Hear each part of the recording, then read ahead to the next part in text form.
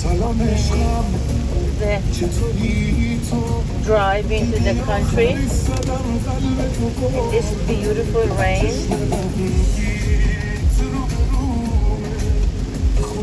Driving the Porsche Taycan. Look how beautiful it is.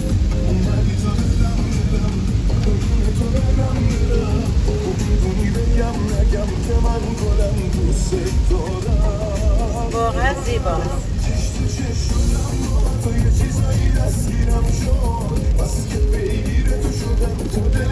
ما میام توی کانتری به قول ایرانی ها در دهات اطرافمون و لذت بریم از طبیعت زیبا. واقعا قشنگه و so beautiful.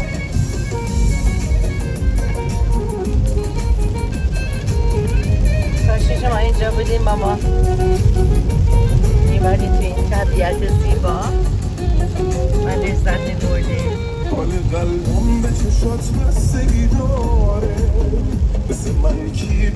ماشینه که امروز میرونیم ماشین تایکان اس هست، پورش تایکان و واقعا شوهرم که داشت کورنری میکرد واقعا is something. unfortunately الان نمیتونیم بکنیم ماشین جلومونه ولی فکر میکنم بتونیم یه جا دوباره پیدا کنیم همین که کورنری کنیم. نه هانی؟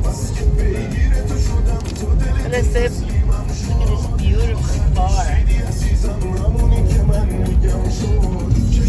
لذتش رو میبری؟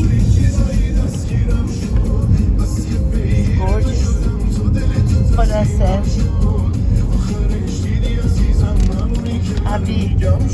همین میخوایی این طرف بریم که مقداری